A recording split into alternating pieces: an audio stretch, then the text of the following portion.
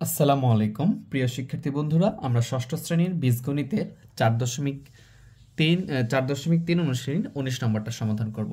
দেখতে পাচ্ছ এখানে উঠিয়ে নিয়েছি আমরা। এই পর্বে 19, 20, 21, 22 চারটা অঙ্ক সমাধান করবো ইনশাআল্লাহ।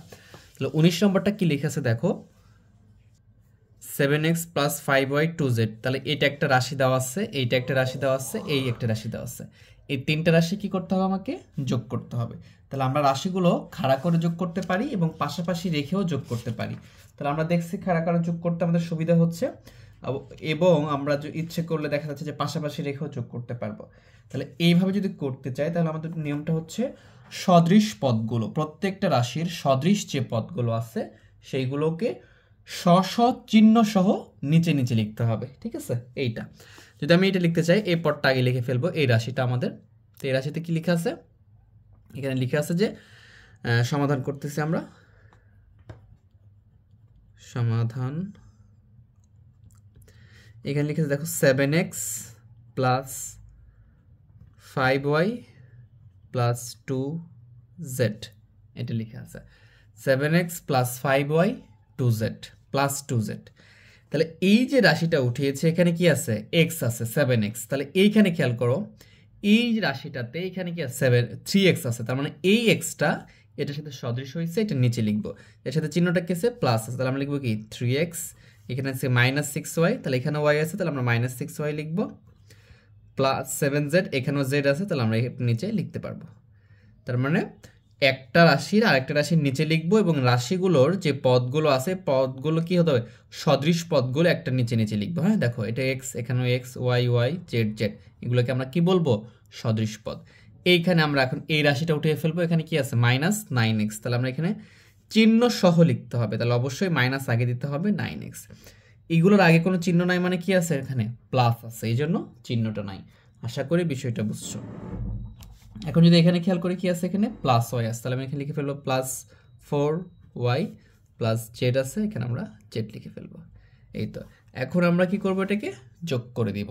কিভাবে যোগ করব, এ পাশ থেকেও যোগ করতে পারো, এ পাশ থেকেও যোগ করতে পারো, যে পাশে ইচ্ছা। তা আমি যদি এই পাশ থেকে করি, এখানে দেখো চিহ্নগুলো খেয়াল করতে হবে, এটা +2z + 7z + z, মানে প্রত্যেকটা যোগ হবে।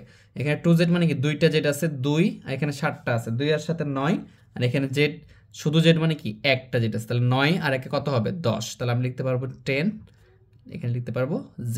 অবশ্যই চিহ্নটা কি হবে, প্লাস হবে। এ পাশ থেকেও যোগ করতে পারো, কোনো সমস্যা নেই। এইখানে খেয়াল করতে হবে, এই y এখানে সদৃশ যে তিনটা পদ আছে, খেয়াল যদি করো প্রত্যেকের সাথে y আছে, কিন্তু এইটা এই 5y এটা প্লাস এবং 4y এটা প্লাস, কিন্তু -6y এটা কি বিয়োগ, মাইনাস আছে, আলাদা আলাদা চিহ্ন। তাহলে যে দুটা প্লাস সেই দুটো আগে কি করব, যোগ করব। তাহলে 5 আর 4 যদি যোগ করি তাহলে কত হয় আমাদের, 5টা y, আর এখানে আছে আমাদের কয়টা y, 4টা y। তাহলে 5টা y থেকে 4টা y যদি যোগ করি তাহলে 5 আর 4 9y। এই 9টা y থেকে 6টা y কি করতে হবে, বিয়োগ করতে হবে। তাহলে 9 থেকে 6 বিয়োগ করলে কত হয়, 3y হয়। এখন বুঝো, এখন চিহ্নটা কি দিব, যোগ দিব না বিয়োগ দিব। এখানে 9yটা কি হয়েছিল, প্লাস হয়েছিল, আর 6yটা মাইনাস, তাহলে 9 বড়, তাহলে অবশ্যই যেটা বড় তার চিহ্ন দিতে হবে, তার চিহ্ন প্লাস ছিল, যার আমরা প্লাস দিয়ে দিব। এইবার যদি এখানে খেয়াল করি, এটার চিহ্ন কিছু দেয় না মানে কি আছে, সামনে প্লাস আছে, এর চিহ্ন কিছু নাই মানে কি প্লাস আছে, আর এটা তো বিয়োগ দিয়ে রাখছে, এই জন্য আমরা প্রথমে প্লাস চিহ্নটা থাকলে আমরা ওটা দিই না, ওটা দেওয়ার প্রয়োজন হয় না যোগ বা প্লাস থাকলে, কিন্তু মাইনাস থাকলে বা বিয়োগ থাকলে দিতে হয়, এই জন্য দিয়েছি। তাহলে এই দুটো যোগ করবো, 7 আর 3 কত 10, তার সাথে x মানে 10x। ঠিক আছে, এইভাবে যোগ করবা। তাহলে 10x থেকে 9x বাদ দিয়ে দাও, তাহলে কটা x থাকবে, একটা x থাকবে। 10টা থেকে 9টা বাদ দিলে কত থাকে, 1 থাকে, আর এখানে x যেহেতু তাহলে কি একটা x থাকবে, আর একটা x কে শুধু আমরা কি লিখবো, শুধু x লিখবো, এইভাবে লিখবো। ঠিক আছে, আশা করি বিষয়টা বুঝতে পারছো। এবং এই দুটো মিলে 10, এটা যোগ চিহ্ন, আর এটা কি বিয়োগ চিহ্ন, তাহলে 10 বড়, তার চিহ্ন যোগ, এই জন্য আমরা যোগ দিব বা প্লাস দিব। ঠিক আছে, আশা করি বুঝছো। তাহলে তোমরা লিখতে পারো যে অতএব নির্ণয়ে যোগফল, নির্ণয়ে যোগফল equal to x + 3y + 10z, এটা আমরা বের করলাম। আশা করি বিষয়টা বুঝতে পারছো। এবার আমরা 19 নম্বরটা করলাম, এখন 20 নম্বরটা করবো, চলো। তো দেখো 20 নম্বরটাতে কি দেওয়া আছে, এই যে এখানেও তিনটা রাশি দিয়ে রাখছে। তাহলে আমরা তিনটা রাশির যোগ করব, যেভাবে আগেরটা করলাম সিমিলার ওয়েতে আমরা করব সমাধান। আচ্ছা, আমরা কিন্তু এটা পাশাপাশি রেখেও করতে পারতাম, সেভাবে করলেও হবে, যেভাবে ইচ্ছা। আমরা যদি খাড়া করে করতেছি উপরে নিচে লিখে সেভাবে করব। এখানে কি লিখবো, যে প্রথম যে রাশিটা থাকবে সেটা লিখে ফেলবা, যে x square plus x y plus z. সবসময় প্রথম রাশিটা আমরা লিখে ফেলবো। লিখে ফেলার পরে দ্বিতীয় রাশিটা লিখব, এবং দ্বিতীয় রাশির সময় আমাকে সদৃশ পদগুলোর নিচে নিচে চিহ্ন সহ লিখতে হবে। এখানে এক্স স্কোয়ার আছে, তার মানে কি এখানে প্রথম এক্স স্কোয়ার আছে, তাহলে এখানে লিখতে প্লাস 3x স্কোয়ার, প্লাসটা দিব না, এক্স ওয়াই, এরপর এখানেও এক্স আছে, এখানে কি মাইনাস 2x ওয়াই লিখে ফেলো, প্লাস 3z। এরপরে পরেরটা আছে আমাদের, পরের যে রাশিটা দেওয়া আছে যে 2x square plus 7xy minus 2z। তাহলে আমরা দুই পাশ থেকে যোগ করতে পারি। যদি এটা দুই পাশ থেকে শুরু করি আমরা, এখানে প্রত্যেকটাই যোগ দেওয়া আছে, তাহলে যোগ করতে পারবো। এখানে এক্স স্কোয়ার মানে কয়টা এক্স স্কোয়ার আছে, এখানে কোনো সংখ্যা নেই, তার মানে একটা এক্স স্কোয়ার। এখানে 3x স্কোয়ার মানে কি তিনটা এক্স স্কোয়ার, একটা তিনটা কয়টা হবে, চারটা, এখানে দুইটা, 4 আর 2 কত, 6টা, তাহলে মানে আমি লিখতে পারি যে 6x স্কোয়ার। আশা করি বুঝতে পারছো। এখানে কিন্তু একটা বিয়োগ আছে আর এখানে দুইটা যোগ আছে, তার মানে এখানে 7টা xy আছে, কয়টা আছে, 7টা, মানে 7xy প্লাস, এবং এখানে কি xy, একটা xy, তাহলে 7xy আর এখানে xy, তার মানে কয়টা হবে, একটা 7টা, তাহলে হবে 8টা। এই 8 থেকে -2 বাদ দিলে কয়টা হবে, 6টা xy হবে। আর 8টার যেহেতু প্লাস ছিল বড়, এর জন্য এখানে আমরা কি দিব, প্লাস চিহ্নটা দিব। এইবারে খেয়াল করো, এটাও প্লাস এটাও প্লাস, এখানে একটা আছে জেড, এখানে আছে 3টা জেড, একটা 3টা কয়টা হবে, 4টা, 4টা থেকে যদি তুমি 2টা বাদ দাও তাহলে কয়টা থাকবে, 2টা জেড থাকবে। এখন খেয়াল করো 4টা জেড কি ছিল, প্লাস ছিল, তার মানে এখানেও প্লাস দিতে হবে। অ্যাকচুয়ালি যেটার চিহ্ন বড় থাকবে, যেটা বড় হবে, যেমন 4z এখানে 2z, তার মানে 4 বড় না, তাহলে 4-এর সাথে যে চিহ্নটা থাকবে সেই চিহ্নটা আমরা এখানে দিব। আশা করি বুঝতে পারছো। তাহলে লিখবা যে অতএব নির্ণয়ে যোগফল equal to 6x square plus 6xy plus 2z। আশা করি বুঝতে পারছো। আমরা এরপরে 21 এবং 22 এই দুটো অঙ্ক আরো করব। চলো 21 নম্বরটা দেখি। দেখো 21 নম্বরটা, এই যে আমাদের রাশি, তিনটা রাশি দিয়ে রাখছে এখানে, ঠিক আছে, কিন্তু এখানে একটু ব্যতিক্রম আছে, এই বিষয়টা আমাকে বুঝতে হবে এবং এটা একটু ভালো করে মনোযোগ দিয়ে তোমরা করবা। আমি তোমাদেরকে বলছি প্রথম যে রাশিটা থাকবে সেটা সবসময় উঠিয়ে ফেলবা। যদি উঠিয়ে ফেলি কি আছে দেখো, এখানে 4p square plus 7q square plus 4r square. আর এভাবে লিখলেও হবে, বই যেভাবে দেওয়া আছে এভাবে লিখলেও হবে, তোমাদের ইচ্ছা। তাহলে যখন এই রাশিটা ছিল এটা উঠিয়ে ফেলছে, দ্বিতীয় রাশিটাতে দেখতেছি এখানে দেখো দুইটা পদ আছে, এই রাশিতে 3টা পদ ছিল, এখানে আছে দুইটা পদ থাকতে পারে, কোনো সমস্যা নাই।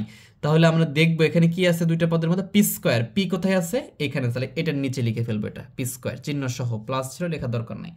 এবারে খেয়াল করো প্লাস 3r স্কোয়ার, তাহলে আর কোথায় আছে, এখানে আছে, তাহলে এখানে প্লাস দিয়ে 3r স্কোয়ার দিবা।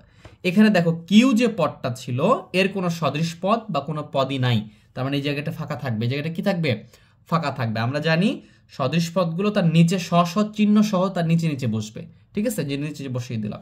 এইখানে খেয়াল করো, ভালো করে খেয়াল করো, প্রত্যেকটা যেগুলো করে আসলাম প্রত্যেকটা রাশিতে সমান পদ ছিল, কিন্তু এখানে দুইটা পদ আছে, তাহলে দুইটাই বসাবো, যেটা থাকবে না সেটা ফাঁকা রাখবো। পরেরটা যদি দেখি, পরেরটাতে কি আছে, 3টা পদই আছে, কিন্তু দেখো এখানে 8q স্কোয়ার আছে প্লাস 8q স্কোয়ার, তাহলে কোথায় 8q স্কোয়ার আছে, এখানে আছে, তাহলে এর নিচে লিখবো আমরা, ভালো করে খেয়াল করো, 8q স্কোয়ার কিউ স্কোয়ার। এটা প্রথমে আছে বলে তুমি প্রথমে লিখবা তা করা যাবে না, এইটা করলেই ভুল, বুঝতে পারছো? আশা করি বিষয়টা বুঝাইতে পারছি।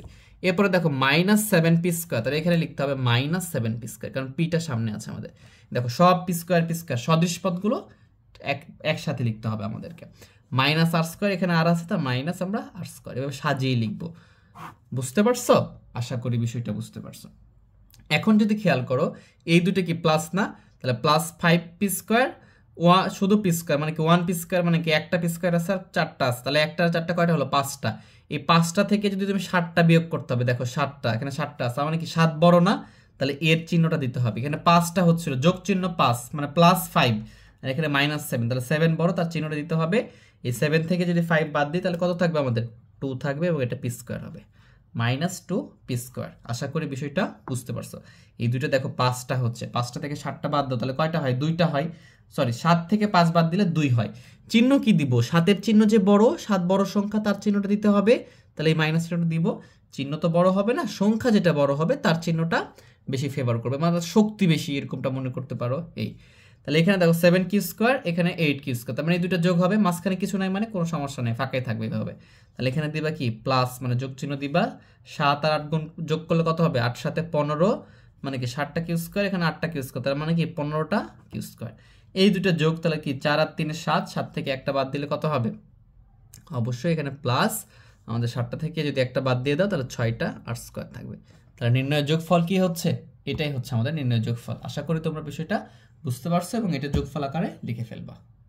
এবারে দেখো 22 নাম্বারটা কি বলছে, এই যে এখানে দেখো 3টা রাশি দেওয়া আছে, প্রত্যেকটা রাশিতে পদও দেওয়া আছে 3টা, কিন্তু এখানে এ আগে দেওয়া আছে, এখানে বি আগে দেওয়া আছে, এখানে বি আগে দেওয়া আছে, মানে এলোমেলো করে দিয়ে রাখছে। তাহলে আমাকে সাজিয়ে লিখতে হবে।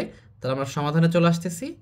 আমাদের সমাধানটা কি হচ্ছে, আমরা জানি প্রথম যেই রাশিটা থাকে সেটা উঠিয়ে ফেলি, এটা কিছু দেখার দরকার নেই, যেটা থাকবে সেটা উঠা ফেলবা, 2b - 6c। এখন এইটার আলোকে এইটার যে সদিশ পদগুলো আছে তার নিচে নিচে লিখবো আমরা। এখানে যদি খেয়াল করি -5b, যখন -5, এখানে বিটা বলবো না, তার আগে মাইনাস আছে, প্রত্যেকটা পদের চিহ্ন থাকে তার বাম পাশে, তার মানে -5b বলবো এটাকে। তাহলে -5b, তাহলে এখানে বি কোথায় আছে? বি আছে এখানে, তার মানে কি এটার সদৃশ পদ হচ্ছে এটা, তাহলে এখানে লিখে হলো -5b। আশা করি বুঝছো। +4a, তার মানে কি +4a, মানে কি এটা 4a, সামনে প্লাস দেওয়ার প্রয়োজন নেই যেহেতু এটা প্রথমে লিখছি। এবার +3c, তার মানে এখানে 3c, এই যে সি এর নিচে লিখে ফেললাম। তাহলে এইভাবে কখনো সাজিয়ে দেওয়া থাকতে পারে, যেমন আমরা আগে 19 20 করলাম, আগের যে 5টা অঙ্ক করছি এগুলো সাজিয়ে দেওয়া ছিল, কিন্তু 21 থেকে দেখতেছি এলোমেলো করে দিয়েছে, তখন আমাকে কি করতে হবে? সাজিয়ে নিতে হবে। এইখানে দেখো পরের রাশিতে আমাদের দেওয়া আছে 8b, তাহলে বি কোথায় আছে? এখানে, তার মানে কি এটা সামনে কিছু না, মানে কি প্লাস আসছে না, তাহলে এখানে চিহ্ন দিতে হবে +8b, কারণ এটা মাঝখানে দেখতেছি।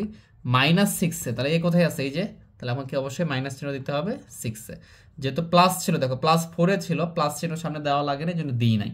এখানে -6এ দেওয়া লাগে, জন্য দিয়েছি।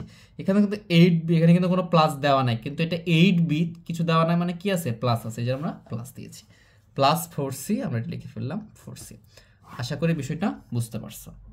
এখন এই দুটো যোগ, 3টার 4টা কয়টা হবে? 7টা এ, 7টা থেকে কি 6টা এ বাদ দাও, তাহলে 7টা বড়, তাহলে এটা প্লাস হবে। 7টা থেকে 6টা বাদ দিলে কয়টা থাকবে? একটা, আর একটা থাকা মানে শুধু এ লিখবো, এটা 1 এ লেখা যাবে না, এ বলতেই 1 বল, একটা এ বোঝাই। এরপরে দেখো এখানে এটার এটা কি +5 আর 2 আর 8 যোগ করলে কত হবে? 10, 10 থেকে 5 বিয়োগ করলে হবে 5, তার মানে কি 5b। এবার যদি আমরা এখানে খেয়াল করি 3 আর 4, এই দুটো যোগ, তাহলে যোগ করো, 4 আর 3 7, 7 থেকে 6 বাদ দিলে কত থাকবে? 1, এবং এই চিহ্নটা বড় প্লাস, তার মানে এখানে শুধু হচ্ছে সি। তাহলে এটাই হচ্ছে নির্ণয়ের যোগফল। তাহলে এইভাবে আমরা প্রত্যেকটা যোগ করতে পারবো এবং এগুলোকে পাশাপাশি রেখেও যোগ করতে পারবো, যেভাবে তোমাদের ইচ্ছা সেভাবে যোগটা করতে পারো।